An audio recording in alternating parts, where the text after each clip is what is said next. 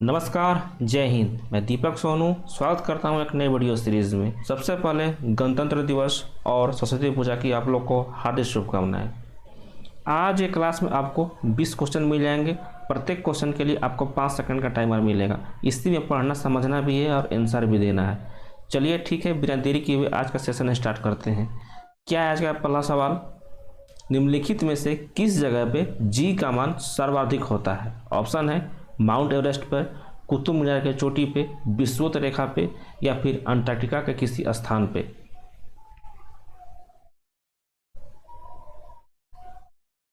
Option number D, Antarctica का किसी स्थान पे। आपको हम बता चुके हैं कि जी का वैल्यू मैक्सिमम कहाँ पे होता है? पोल पे होता है। मान लीजिए ये आपका पृथ्वी है। पृथ्वी कैसा है? जियोइड शेप का है। ये आपका विषुवत रेखा है। इधर आपका पोल है, इधर आपका नॉर्थ पोल है, नीचे में आपका साउथ पोल है। तो अंटार्कटिका कौन सा साइड में आता है? साउथ पोल की तरफ में आता है। ऊपर में आपका नॉर्थ पोल की तरफ आपका आर्कटिक आता है, ध्यान में रखना है, आर्कटिक। ठीक है, तो जी का वैल्यू विषुवत रेखा पे कितना होता है? मिनिमम होता है, ध्यान में रखना है आपको।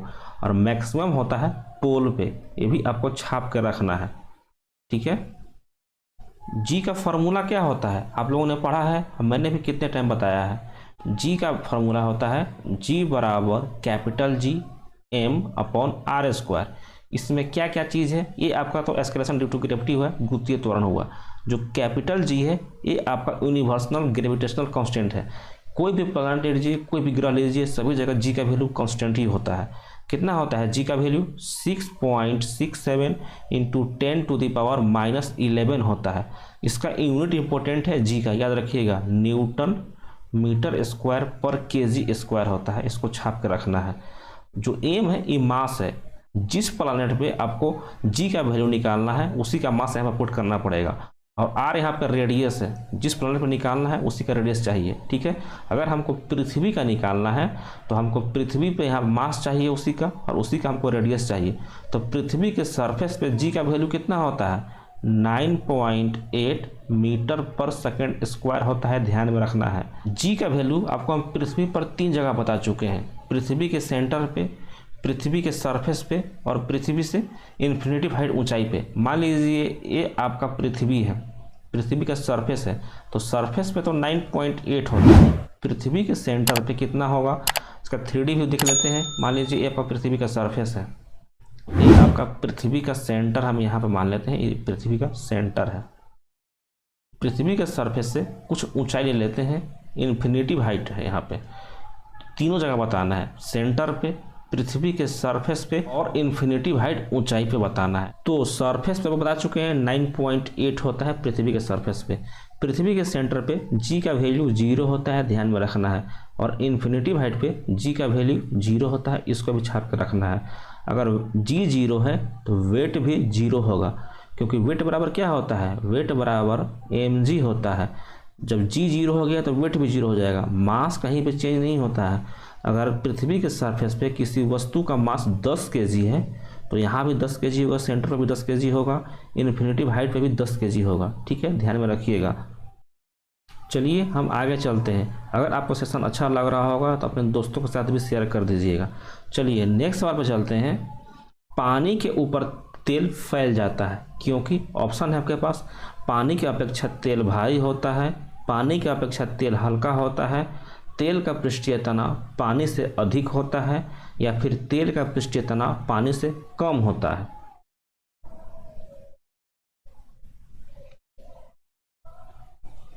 ऑप्शन नंबर डी, तेल का पृष्ठीय तनाव पानी से कम होता है। पृष्ठीय तनाव का मतलब क्या होता है? Surface tension.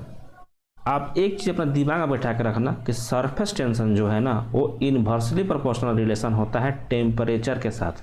अगर एक बढ़ेगा तो एक घटेगा, ध्यान में रखना है। अगर टेम्परेचर बढ़ेगा तो सरफेस टेंशन कम हो जाएगा, अगर टेम्परेचर घटेगा तो सरफेस टेंशन ज़्यादा हो जाएगा। सरफेस टेंशन का फॉर्मूला क्या होता है? सरफेस टेंशन का फॉर्मूला होता है फोर्स अपॉन लेंथ, इसीलिए इसका यूनिट हो जाएगा न्यूटन पर मीटर, ध्यान में रखना है। फोर्स का न्यूटन और लेंथ का मीटर, इसको भी ध्यान में छाप कर रखना है, बहुत बार पूछा हुआ है।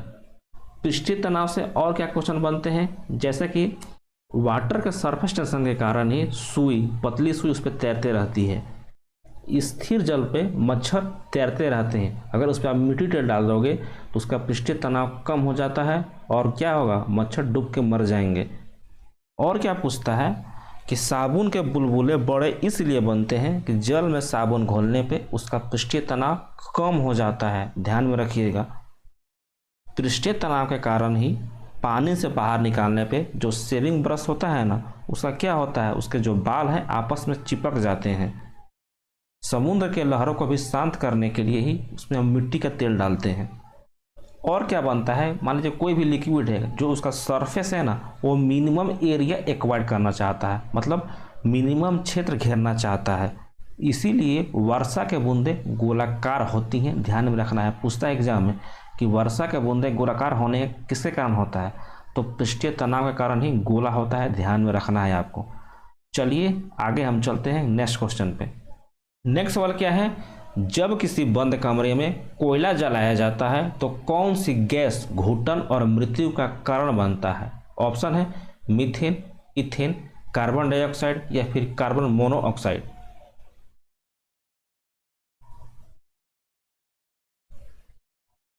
Option number D carbon monoxide ध्यान में रखना है आपको, ठीक है।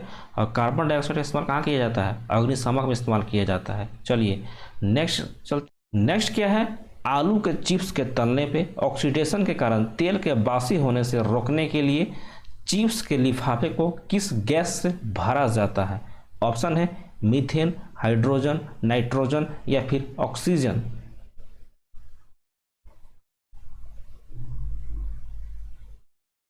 ऑप्शन नंबर सी नाइट्रोजन से भरा जाता है। नाइट्रोजन का एटॉमिक नंबर कितना होता है, 7 होता है। इसका सिंबल N होता है। नाइट्रोजन आपका पी ब्लॉक का एलिमेंट होता है। कौन से ग्रुप का एलिमेंट है, तो नाइट्रोजन आपका 15वें ग्रुप का एलिमेंट है। आपको हम क्या ट्रिक बताए थे, नल्ला, पाकिस्तान, ऑस्ट्रेलिया सब बीमार, ये आपका आधुनिक आवासानी के 15वां ग्रुप का एलिमेंट है। नाइट्रोजन, फास्फोरस, आर्सेनिक, एंटीमोनिक और बिस्मथ, इसको छाप के रखना है। आप लोगों को आज का लास्ट सवाल में जितने भी आपका ग्रुप है सभी ग्रुप को याद करने का ट्रिक बता देंगे, ठीक है। नेक्स्ट सवाल क्या है, भू प्रॉपर्टी में दूसरा सर्वाधिक मात्रा में पाया जाने वाला तत्व निम्नलिखित में से कौन सा है। ऑप्शन है कार्बन, हाइड्रोजन, सिलिकॉन या फिर oxygen.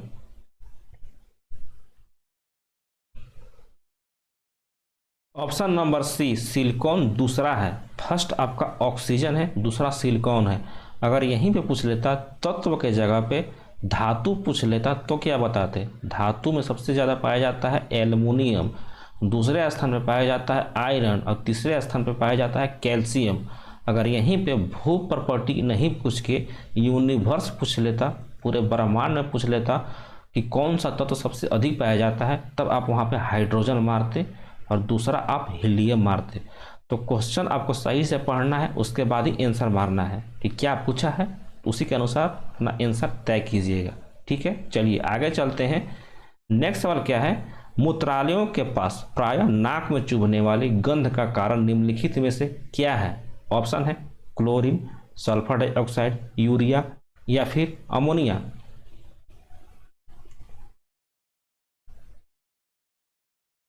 Option number D ammonia के कारण। अमोनिया का फॉर्मूला क्या होता है, NH3 होता है। अमोनिया को सबसे पहले किसने बनाया था, जोसेफ प्रिस्टले ने बनाया था, याद रखिएगा। अमोनियम क्लोराइड से जोसेफ प्रिस्टले ने अमोनिया का निर्माण किया था। जब सोडियम बाइकार्बोनेट को अत्यधिक गर्म किया जाता है तो निम्नलिखित में से कौन सा उत्पाद बनता है। ऑप्शन है sodium hydroxide, sodium carbonate, sodium chloride या फिर सोडियम सल्फेट।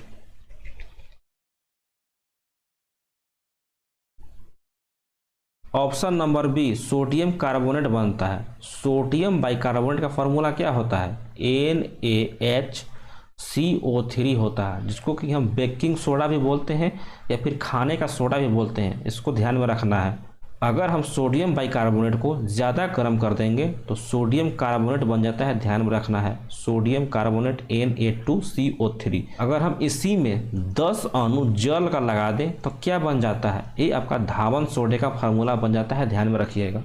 नेक्स्ट सवाल क्या है, कार चालक की सुरक्षा के लिए प्रयोग में आने वाला वायु थैला में क्या भरा जाता है? ऑप्शन है sodium bicarbonate, sodium carbonate, sodium azide या फिर sodium nitrite.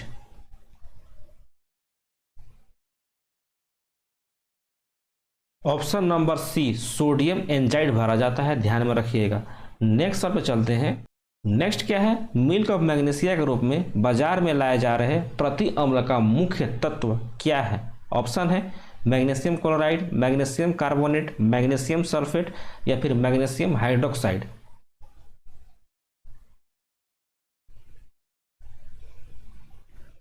Option number D magnesium hydroxide, MgOH का होल 2, ध्यान में रखना है। मैग्नीशियम हाइड्रोक्साइड इसको हम बोलते हैं। मैग्नीशियम हाइड्रोक्साइड जल में घुलकर, वाटर में घुलकर दूध जैसा दिखता है, पूरा वाइट दिखता है, इसीलिए इसको हम मिल्क ऑफ मैग्नीशिया बोलते हैं। इसका इस्तेमाल कहाँ पे किया जाता है? जो पेट में आपका अम्लीयता बढ़ जाता है ना, उसकी को कम करने के लिए हम मैग्नीशियम हाइड्रोक्साइड का इस्तेमाल करते हैं।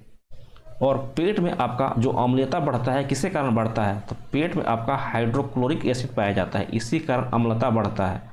और इसको हम कम करने के लिए हम मैग्नीशियम हाइड्रोक्साइड का इस्तेमाल करते हैं। मैग्नीशियम हाइड्रोक्साइड कौन सा नेचर रखता है? क्षारीय नेचर रखता है। ये आपका अम्लीय है, ये आपका क्षारीय है, दोनों मिलकर उदासीन हो जाएंगे, ध्यान में रखना है आपको। चलिए नेक्स्ट सवाल पर चलते हैं। चांदी के चम्मच से अंडा खाना वर्जित रहता है क्योंकि चांदी अंडे में उपस्थित डैश के साथ अभिक्रिया करके सिल्वर सल्फाइड बनाती है। ऑप्शन है क्लोरीन, गंधक, अमोनिया या फिर नाइट्रोजन।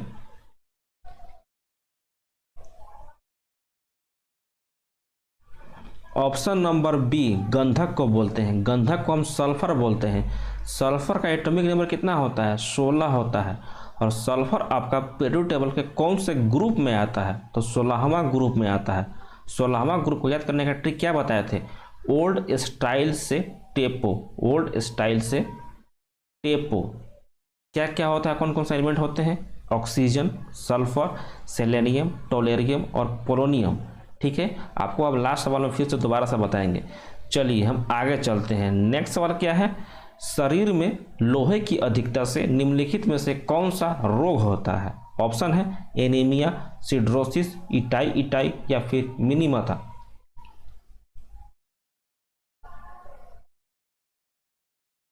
ऑप्शन नंबर बी सिड्रोसिस होता है। याद रखिएगा, लोहे की अधिकता के कारण सिड्रोसिस और लोहे की कमी के कारण एनीमिया होता है। इटाई रोग कैडी में अगर आपका शरीर में ज़्यादा बढ़ जाता है तब होता है। और मिनीमाता आपका जब आपके शरीर में मरकरी पारा मात्रा ज़्यादा बढ़ गया तब आपको मिनीमाता होगा। ठीक है, चलिए आगे चलते हैं। नेक्स्ट क्या है, सबसे कम तरंग धैर्य वाला प्रकाश निम्नलिखित में से कौन सा है? ऑप्शन है बैगनी, नीला, पीला या फिर लाल।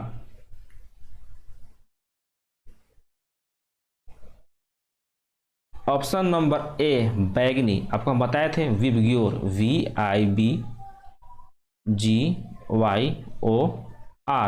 Red, orange, yellow, green, blue, Indigo और वॉयलेट। वॉयलेट का मतलब होता है बैगनी। यहाँ पे बैगनी कलर का सबसे कम वेवलेंथ होता है। सबसे ज़्यादा किसका होता है? सबसे ज़्यादा आपका रेड कलर का होता है। याद रखिएगा, जैसे जैसे आप इधर जाइएगा ना तो आपका वेवलेंथ कम होता जाएगा और सबसे कम आपका बैगनी कलर का होता है। और क्या याद रख सकते हैं, जिसका वेवलेंथ कम होता है ना उसका रिफ्रैक्टिव इंडेक्स क्या होता है? ज़्यादा होता है, ध्यान में रखिएगा। अगर रेड कलर का वेवलेंथ यहाँ पे ज़्यादा है तो रिफ्रैक्टिव इंडेक्स क्या होगा? इसका कम होगा, यानी उसका अपवर्तनांक कम होगा। अपवर्तनांक अगर कम होगा तो हमारे आंखों तक डायरेक्ट पहुंचेगा। इसीलिए जहाँ पे डेंजर साइन होता है ना वहाँ हम रेड कलर का इस्तेमाल करते हैं, ध्यान में रखिएगा। चलिए नेक्स्ट पर चलते हैं। जब प्रकाश का लाल, हरा और नीला रंग को समान अनुपात में मिलाया जाता है तो परिणामी रंग क्या होगा? ऑप्शन है काला, उजला, पीला या फिर लाल।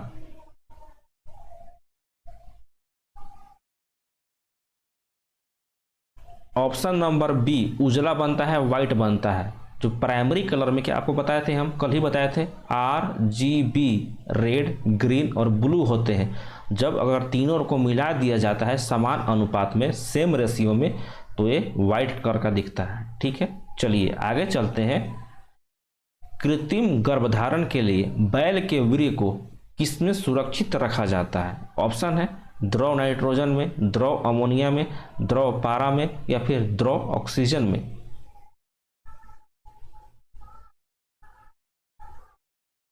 ऑप्शन नंबर ए द्रव नाइट्रोजन में इसको रखा जाता है, ध्यान में रखिएगा। चलिए नेक्स्ट सवाल पे चलते हैं। नेक्स्ट सवाल क्या है? रानीखेत रोग किससे संबंधित है? ऑप्शन है गाय, बैल, खरगोश या फिर मुर्गी।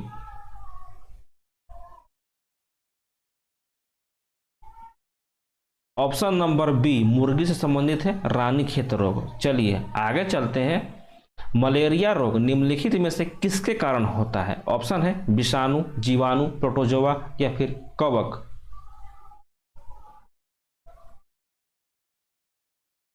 ऑप्शन नंबर सी प्रोटोजोआ के कारण। प्रोटोजोआ से होने वाले रोग का आपको ट्रिक बताए थे। पापा काम पर सोते हैं, पापा काम पे सोते हैं, ये आपका ट्रिक है प्रोटोजोआ से होने वाले रोग का नाम याद करने का। पापा से बन जाएगा पायरिया, का से बन जाएगा कालाजार, म से बन जाएगा मलेरिया, पे से बन जाएगा पेचिस और सोते हैं से बन जाएगा निद्रा रोग। ध्यान में रखना है इस ट्रिक को, पापा काम पे सोते हैं। अब बात आ गया मलेरिया रोग का। सबसे पहले बता दीजिए कि WHO के द्वारा मलेरिया रोग किस दिन मनाया जाता है? मलेरिया रोकथाम दिवस तो 25 अप्रैल को मनाया जाता है, ध्यान में रखिएगा 25 अप्रैल को। 24 अप्रैल को क्या मनाया जाता है बताइए? 22 अप्रैल को क्या मनाया जाता है ये भी बता दीजिए। तो 24 अप्रैल को राष्ट्रीय पंचायती राज दिवस मनाते हैं और 22 अप्रैल को विश्व पृथ्वी दिवस यानी वर्ल्ड अर्थ डे मनाते हैं। 22 मार्च को क्या मनाते हैं? 22 मार्च को वर्ल्ड वाटर डे मनाते हैं यानी विश्व जल दिवस मनाते हैं। 22 मई को क्या मनाते हैं? 22 मई को तो वर्ल्ड बायोडाइवर्सिटी डे यानी विश्व जैव विविधता दिवस मनाते हैं। ठीक है, बात आ गया WHO का। WHO का स्थापना कब हुआ था? वर्ल्ड हेल्थ ऑर्गेनाइजेशन का 7 अप्रैल 1948 को हुआ था, ध्यान में रखना है। और WHO का हेडक्वार्टर कहाँ पे है? जेनेवा में, ध्यान में रखना है। मलेरिया रोग हमारे बॉडी के किस शरीर को प्रभावित करता है, किस अंग को प्रभावित करता है? तो RBC को प्रभावित करता है, ध्यान में रखिएगा। और साथ साथ में अस्थि मज्जा को, बोन मैरो को प्रभावित करता है। मलेरिया रोग मादा एनाफिज मच्छर के काटने से फैलता है। मलेरिया रोग के उपचार के लिए कौन से व्यक्ति थे जो कि संबंधित है मलेरिया रोग से? सर रोनाल्ड रॉस, याद रखिएगा सर रोनाल्ड रॉस संबंधित है मलेरिया का परजीवी का खोज करने के लिए, सर रोनाल्ड रॉस। ठीक है, मलेरिया का दवा सिनकोना के वृक्ष के छाल से प्राप्त होता है, ध्यान में रखिएगा, जिसको कि हम कुनैन बोलते हैं, कुनैन। ठीक है, ध्यान में रखना है आपको। चलिए अभी के लिए हम आगे चलते हैं। नेक्स्ट सवाल क्या है? पशुओं में उम्र का पता कैसे लगाया जाता है? ऑप्शन है दांत गिनकर, सींग पर छल्ले गिनकर, उपर्युक्त तो दोनों या फिर इनमें से कोई नहीं।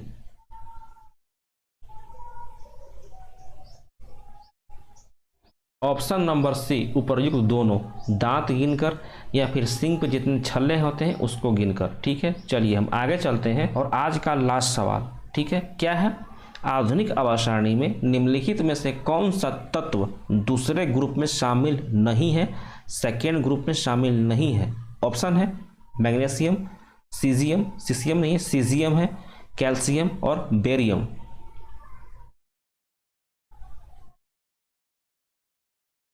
ऑप्शन नंबर बी सीजियम होगा, क्योंकि सीजियम आपका पहले ग्रुप का एलिमेंट है। बाकी जितने भी हैं मैग्नीशियम, कैल्शियम, बेरियम आपका सेकेंड ग्रुप का एलिमेंट है। सेकेंड ग्रुप को याद करने का क्या ट्रिक बताए थे? बेटा, मांग, कार, स्कूटर, बाप, राजी। Beryllium, magnesium, calcium, strontium, barium और रेडियम। देख लीजिए पीरियोडिक टेबल में, देख लीजिए यहाँ पे सेकेंड ग्रुप है, beryllium, magnesium, calcium, strontium, barium और रेडियम। जो आपका पहला ग्रुप है हेलिना की रब से फरियाद, hydrogen, lithium, sodium, potassium, rubidium, caesium और फ्रेंसियम, ये दोनों आपका एस ब्लॉक का एलिमेंट है, ध्यान में रखना है एस ब्लॉक। बाकी आपका ग्रुप नंबर 13 से लेके ग्रुप नंबर 18 तक ये आपका सभी के सभी आपका पी ब्लॉक का एलिमेंट है। 21 से लेके 30 तक ये आपका टोटल कितने हैं, डी बोलो का एलिमेंट है, याद रखिएगा। और आपका एटॉमिक नंबर 57 से लेके कौन है, लैंथेनम, और आपका एटॉमिक नंबर 89 यहाँ पे होगा, 57 आपका यहाँ पे होगा, 89 आपका यहाँ पे होगा। दोनों के दोनों ये आपका डी बोलो का एलिमेंट है, ध्यान रखिएगा। बाकी आपका एटॉमिक नंबर 58 से लेकर 71 तक 14 एलिमेंट इधर, और एटॉमिक नंबर 90 से लेकर 103 तक 14 एलिमेंट इधर आपका एफ ब्लॉक का एलिमेंट है। ठीक है, ध्यान में रखिएगा। एफ ब्लॉक में टोटल कितने एलिमेंट हैं, 28 एलिमेंट, 14 ऊपर 14 नीचे। डी ब्लॉक में टोटल कितने एलिमेंट हैं, टोटल 40 एलिमेंट हैं। बी ब्लॉक में टोटल 37 एलिमेंट हैं। एस ब्लॉक में टोटल 13 एलिमेंट हैं। जोड़ लीजिए, सभी मिला के 118 हो जाएंगे। 13 और 37 50, 50 और 40 कितने हो जाएंगे, 90, 90 और 28 कितने हो जाएंगे, 118। ठीक है, 118 आपका पहुंच चुके हैं। अब आते हैं ट्रिक पे कि हर एक ग्रुप के एलिमेंट को कैसे याद करना है। पहले ही बता चुके हैं, hydrogen, lithium, sodium, potassium, rubidium, caesium और फ्रेंसियम है, ली, ना, का, रब से फरियाद। सेकेंड ग्रुप याद करने का ट्रिक है, बेटा, मांगे, कार, स्कूटर, बाप, राजी। डी ब्लॉक का एलिमेंट को आप छोड़ सकते हैं, इसको याद करने की कोई जरूरत नहीं है। पी ब्लॉक में आ जाइए, ग्रुप नंबर 13 का बैगन, आलू, गाजर, इन, थैला। 14वां ग्रुप कहे, सीता जी, सुनो, प्रभु। 15वां ग्रुप नल्ला, पाकिस्तान, ऑस्ट्रेलिया, सब बीमार। 16वां ग्रुप ओल्ड स्टाइल से, टेपो। बाकी आपका 17वां और 18वां ग्रुप आपको नाम ऐसे भी याद होना चाहिए, बहुत जगह यूज होता है, फ्लोरीन, क्लोरीन, ब्रोमीन, आयोडीन और एस्टेटीन। और आपका 18वां ग्रुप है helium, neon, argon, krypton, xenon और रेडॉन। ठीक है, बाकी सभी चीज़ें आपको याद होने चाहिए। अगर आप इस पीरियड टेबल को अभी याद नहीं करते हो, बाद के लिए छोड़ते हो, तो आपके लिए बहुत ज़्यादा मुश्किल होने वाला है बाद में। आप अच्छा यही है कि एक ही ग्रुप याद करो। अगर आपको फर्स्ट ग्रुप याद करना है तो एक ही याद करो, लेकिन याद जरूर करो। एक दिन में एक करो, दूसरा दिन में आप सेकेंड ग्रुप याद करो। ठीक है, इस तरह से आप आगे बढ़ो। चलिए, आज का क्लास आपको कैसा लगा कमेंट बॉक्स में डाल दीजिएगा। मिलते हैं कल रात को हम आपसे 8 बजे। तब तक के लिए अपना ध्यान रखिएगा। गुड नाइट, जय हिंद, जय भारत।